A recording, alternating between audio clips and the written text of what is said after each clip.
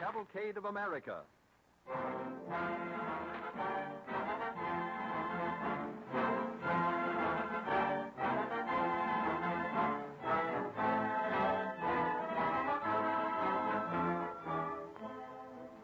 Just as traditions of American character have grown up with our people, so the DuPont Company has grown with the nation to occupy an increasingly useful place in our economic life. DuPont presents the Cavalcade of America in the belief that the stories of faith and courage you will hear on these programs represent a heritage too precious to be forgotten. These are true episodes brought to light by the careful search of distinguished educators and historians prominent in the American Historical Association. Today, as ever, America carries its traditions forward, driving through to new accomplishments, so well exemplified by the research of DuPont chemists in creating better things for better living through chemistry. In every walk of life, this spirit of get ahead, this desire for constant improvement, has always inspired and will continue to inspire the Cavalcade of America. We set our stage tonight for the year 1889 with some melodies that were popular in the gay 90s, played by the Cavalcade Orchestra.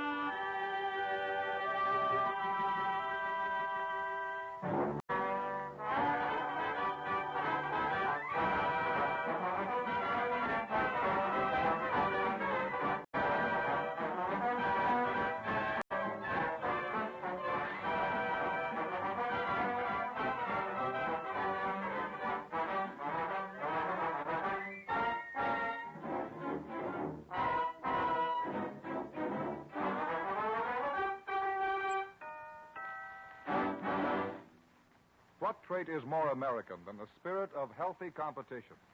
Friendly rivalry has done much to advance our nation's progress. In every walk of life, we find the urge to succeed, to advance, to conquer difficulties and opposition often spurs us to win where praise softens and brings self-satisfaction. Our nation's history has many examples of contests out of which came advancement and improvement. But tonight, we are concerned with but two.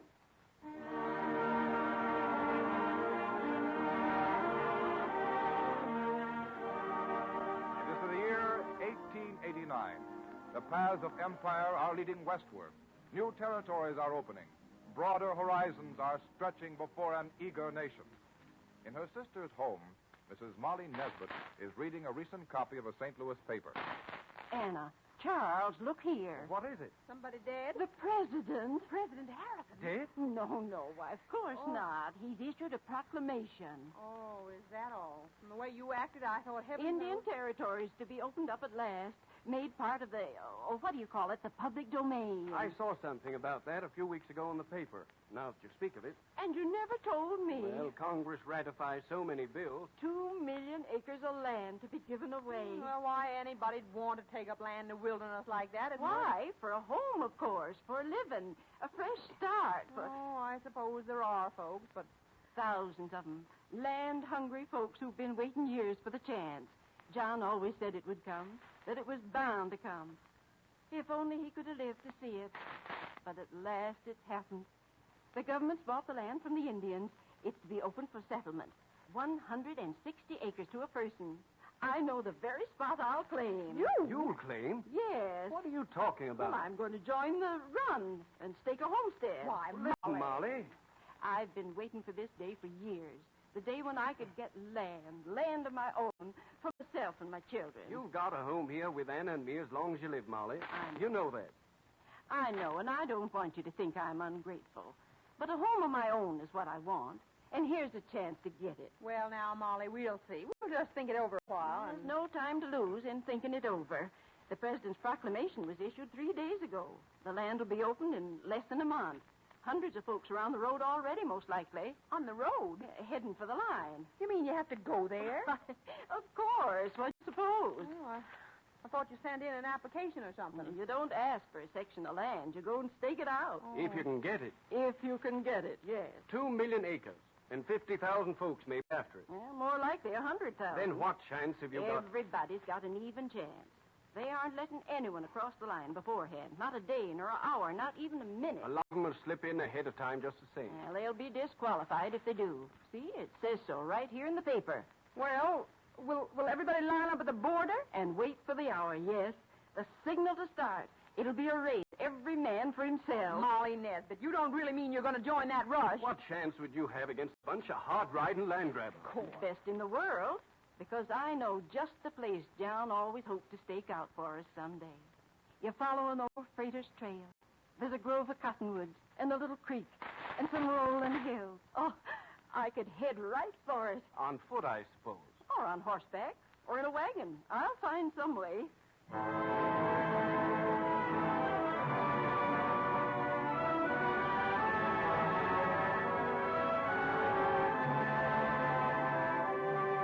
From all over the country they came. 100,000 people in trains, in wagons, in buggies, on horseback and on muleback, in ox carts and in prairie schooners, on foot even. A crazy, heterogeneous procession, pushing, scrambling, cursing, laughing, eager to get to the line. Once there, they waited, for days, some of them, under a burning sun, amid choking red dust. No place to rest, nothing much to eat, even less to drink. Waiting for the hour when the land would be open. In the midst of this mad milling crowd was Molly Nesbitt. Back! Keep back, everybody! Well, Whoa, back! Ginger, whoa. Quiet, boy, quiet. You making the run, ma'am, or just watching? I'm going in. With your husband? No, alone. You got nerve. I got a good horse. You're right. You can't beat an Injun pony for endurance and over rough ground. Now, that fellow over yonder with the black mare, he won't be in it with you and me. No? That's a racetrack horse he's got. Oh. Trained for short spurts. Watermelons! Ripe watermelons! Well, Watermelons. a farmer with a whole cartload of them, by gosh. Yeah, and they're going fast. Come on, let's try and get one. Oh, I don't dare to leave. I fought all night to keep this place right in front. Well, you stay here and I'll go there. right. Watermelons! Ripe watermelons! Get up. Come on, get in there, Jerry. Well, what the blazes You are... can't push your team in here. This is my place. Yeah, your place is back home, lady, tending to your knitting. Well, this run's open to all comers, isn't it? I've got just as much right here as anybody. Well, I hope you're a good rider. I am. Because if you ain't, there's no telling. Let that pony of yours stumble in a coyote hole, and the rest of this thundering herd will ride right over you. Trample on you. You ever seen a cattle stampede? Yes. Well, it's going to be 10 times worse. Because they're not running blind. They're all after something. Well, they're human beings, though. Yup. Does this noise sound human to you? They're a herd of wild animals, I tell you, penned up, raring to go. And just 'cause you're a woman, I'm don't... not asking any favors or giving any. This is my place here in the line. 11, folks. Got one? I got one. I got a piece of watermelon anyway. Oh. Paid $1 for it at that. Yeah? Kind of warm, I'm afraid, but it's juicy. Here, Oh, take some. I couldn't. Go on. Oh, no, there's only enough for one. You eat it. Say, what do you take me for anyway? Think I'm going to guzzle watermelon while you stand there with your tongue hanging out and your lips all cracked and dry? Here, take half. Oh, thank you. Hits the spot, don't it? You know, I could bury my whole face in it. My eyes. And... Yeah, my eyes smart, too, like fury. It's all that brush smoke where they've burned the prairie ahead of us. Yeah, they did it to clear the way for us, I suppose. Yeah, and to smoke out the Sooners. What? The Sooners. The fellows who thought they'd sneak in sooner, ahead of time, and hide in the scrub. Oh. At that, some has managed to get in.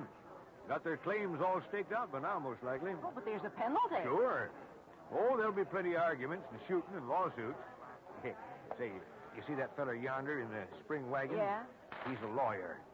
Getting in on the ground floor. Oh, then they're not all going in for land. No. Some are making for the town sites. Merchants, builders, saloon keepers. A jackrabbit just run out across the line. Yeah, calling him a Sooner. A good thing, something to make him laugh and relieve the strain. Yeah. Back, everybody. Keep back. Only a few minutes now. Hey, you better mount your pony, man. Be ready. All right. The militia's all got their watches out and their guns, ready to give the signal. Well, how can we ever hear over all this noise? What? Why, there isn't any noise. Have I gone deaf all of a sudden? They're listening for the signal. It's almost noon. Yes. Oh, boy. Oh. Oh, boy.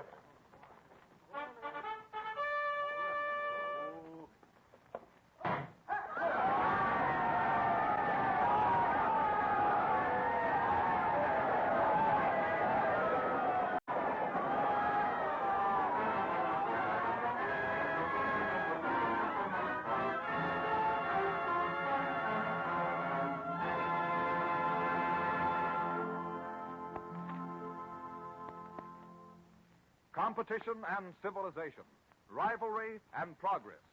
This spirit has always been strong in the heart of the American people.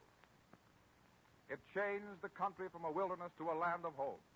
Even before the Oklahoma land rush, the roots of American love of competition led back to an incident which caused excitement throughout the civilized world. Our Cavalcade Orchestra takes up the Mississippi and the days of 1870 with an excerpt from Ferry Grosset's Mississippi Suite.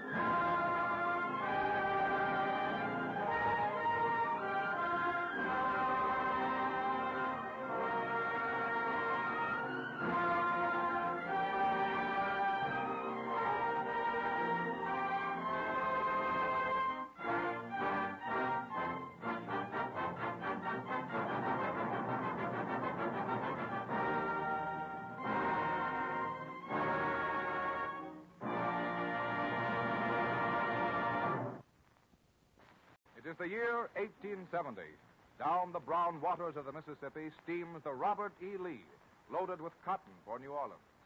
Captain John W. Cannon, owner and commander of the mighty packet, stands on the hurricane deck talking with one of his passengers.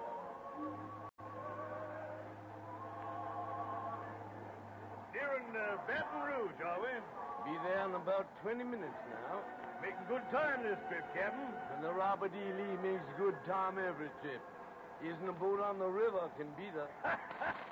Yeah, you talk just like Captain Leathers of the Natchez. Leathers? That windbag. The loud-mouthed brass face. Here now, careful what you say, Captain. Tom Leathers happens to be a good friend of mine. Travel on his boat then, why don't you? Well, I did come up on the Natchez. You happen to be a good friend of mine, too. So I reckon I'd travel back on the Lee. Well, what do you think of the Natchez? A beautiful boat. Prettiest lines I think I ever saw. Handsome is as handsome does. Well, the Natchez can do plenty. Leathers claims she's the fastest boat on the Mississippi. And I don't know, He's a liar. The Robert E. Lee's got 'em all. God, Dad, here comes the Natchez now. How do you know it's her? Think I don't recognize that whistle? She was still in Vicksburg loading when we pulled out. She must have done some mighty fast traveling to overtake us. Well, we've made a lot of stops this trip. Here she comes round the bend. You're right. It is the Natchez. Pretty, isn't she? Skimming along there. As white and graceful as a bride. Right. Hey, Sam. Sam. Yeah, sir? Go below and tell Charlie to speed up a bit. Yeah, sir. Captain Cannon, you're not going to do any racing. Don't worry, ma'am. I'm scared to death of these boats. We're not going to do any racing, ma'am. Well, you see, we just wanted to get out of the way of the Natchez. She's gaining on us, Captain. Blasted, why don't Charlie pile on the wood and speed her up? She's pulling up on us, then. Don't let her pass us, Captain. No, you mustn't let her pass us. Oh, I thought you was the one who just said that. Yes, I know, but well, it's all right with me if you speed up a little. I can't bear to see that other boat get ahead of us. Fine, blazes, don't Charlie. Charlie says we're making all the speed we can, sir, with the fuel we got. Tarnation. Well, we're taking our more at Baton Rouge, sir. Baton Rouge. I want it now. Oh, sorry, sir, but we're doing the best. All right. Last old Leathers. Well, you can't hardly blame him for wanting to show off with a brand new, beautiful boat. Oh, he's done it with every boat he ever had. Way back in '55, when he had the first Natchez, and I had the old Lee. Oh, no, It's a favorite trick of his. Sneaking up and then swooping fast. She's gaining on us fast now, Captain. Up almost abreast of our stern. Past it. Listen to those folks on the Natchez cheering and laughing. Don't let him beat us, Captain. Don't let him. She's pulling right up alongside now. Look at the way she cuts the water. Don't let her beat us, Captain. Well, we're going as fast as we can, ma'am. Look at him as he goes past, Captain. Waving at you. Oh, the old fool. I'll show him. I'll show the mealy-mouthed old rascal who's got the best boat. Yeah? Well, why don't you challenge him to a race and prove who's got the best boat? I'll challenge old Leathers to a race. That's A race? it. What is a race? All the way up the river from New Orleans to St. Louis. 1,200 miles. And then we'll see which is the fastest boat on the Mississippi. The Natchez or the Robert E. Lee.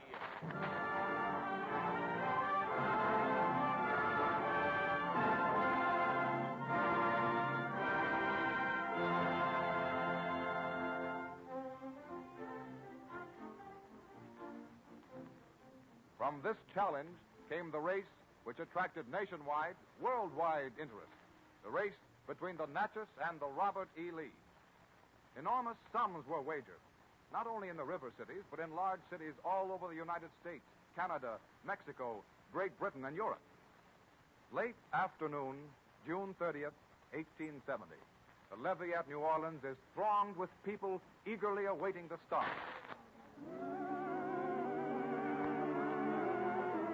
Well, I went down to New Orleans by my wife's sewing machine. The Lord he broke ice cream, so I'm an Exponese because he told me so. Well, I'm a Eastman, how do you know? I'm betting on the lead. $500 that the Natchez will beat her. Done. Bravo, mon ami. Back the boat that bears the honored name of our general. Back the boat with the best machinery, say I. Yes, but the Lee is only 4 years old. And she's bigger. She looks bigger because she's wider and rises higher out of the water. But actually, she's not as big. Her name, though, is the biggest in the world. You Southerners are always loyal. They're about to start. Look. Billy is backing out. Oh, what wouldn't I give to be aboard her? Oh, not for love or money could you or anybody else get passage on her. Captain cannot refuse positively to take any passengers or cargo. Naturally. It needs the room for fuel. What's he burning, wood or coal? Both, I understand. He's got a big supply of things on hand for extra speed. Rosin, pitch, tallow, candles. The matches is packing out. Ah, but she's a beauty. The Lee has dignity. The Lee looks as if a cyclone had struck her. Even her wheelhouse is removed. Captain Cannon has made thorough preparation. And Captain Leathers had made practically none. He's even carrying a cargo and passengers. And still he wins. Another 500 on the Robert E. Lee. Take him. They've rounded to the... Now! They're off!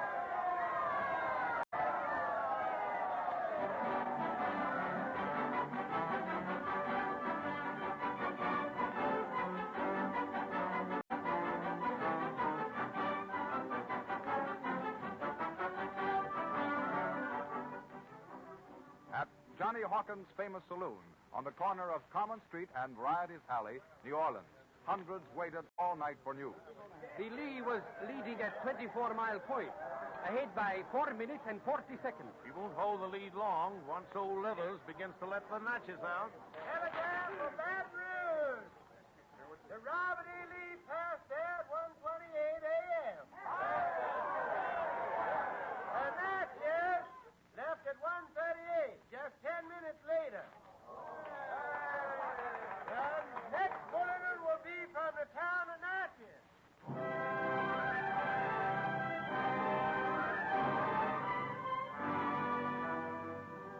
The following morning, July 1st, in a Creole home. Which one you betting on, Miss Lucy? Natchez, Amanda. Why, Miss Lucy. I know. But the Natchez was the boat Mr. John and I took our honeymoon trip on. Lordy, so she was, Miss Lucy. And you're betting on the Robert E. Lee, Amanda? How you guess that? Moses a roustabout on the Lee, isn't he? He sure is, ma'am. And that good-for-nothing dog, it tells me... Miss Lucy. Yes, Sam, what is it? They just put a bulletin up down at the square. The Robert E. Lee breaks all records to the town of Natchez in 17 hours and 11 minutes. Glory be!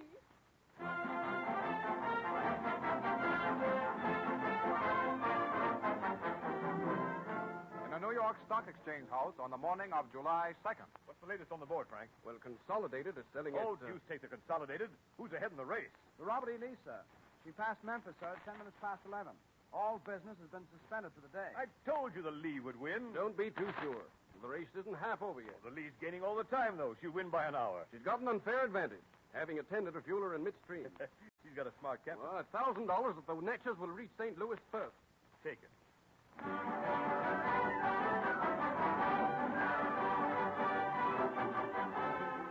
In an exclusive London club, July 3rd. What's the latest cable report, Briggs? They've passed Cairo, sir. Cairo? Not Cairo on the Nile, sir. Cairo on the Mississippi. Oh, quite. Extraordinary, isn't it, sir? A race that runs for days on end. Most extraordinary, Briggs. Just why are they doing it, sir? Well, Americans are always racing and competing. But why, sir? Why, dash it all, Briggs, I don't know, but I do know I've got 10 pounds wagered on the Natchez. Yes, sir. And I have 10 shillings on the Robert E. Lee.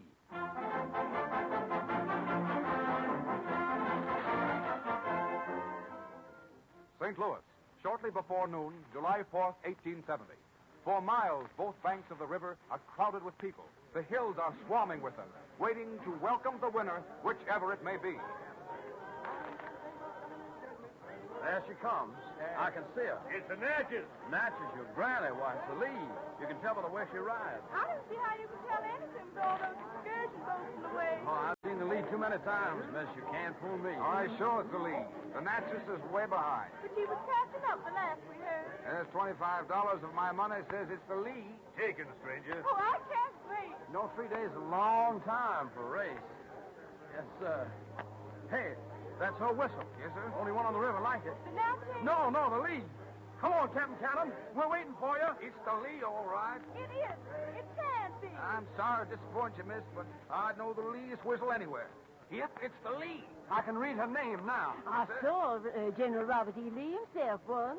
Now, trouble with that 25, friend. Where's the nurses? What happened to her? Well, Three cheers for the Robert E. Lee. The most that made history. The champion of champions. The Robert E. Lee wins.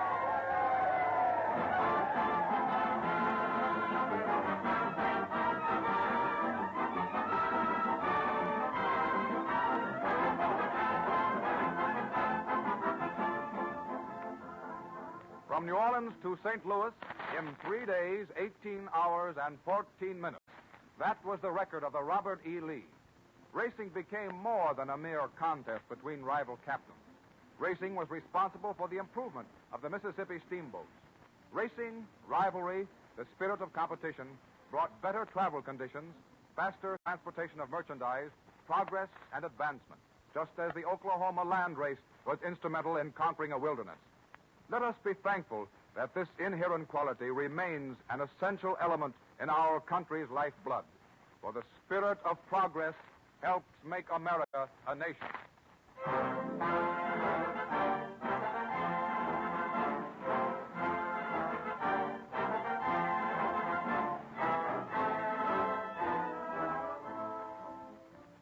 The other night, I found out again that the American determination to strive and succeed is very much alive today.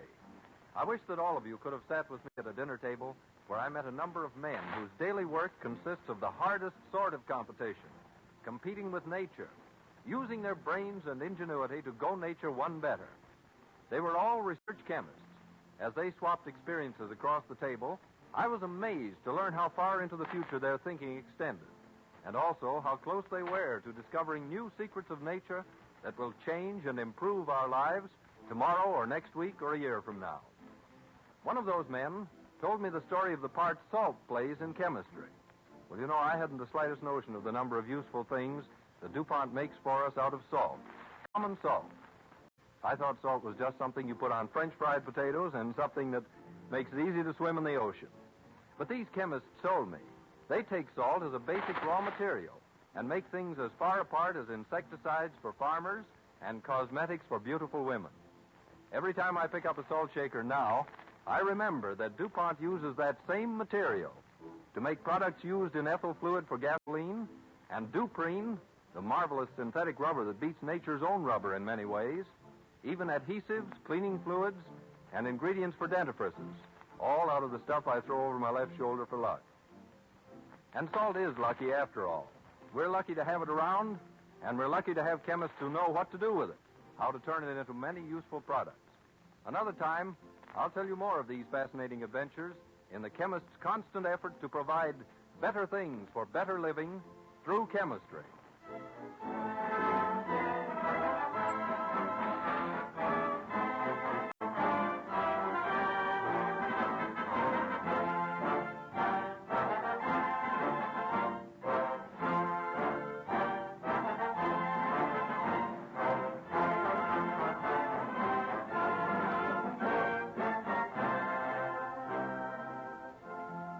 Next Wednesday evening at this same time, Frank Craven, well-known playwright, director, and popular star of stage and screen, will be our guest star when DuPont presents The Cavalcade of America.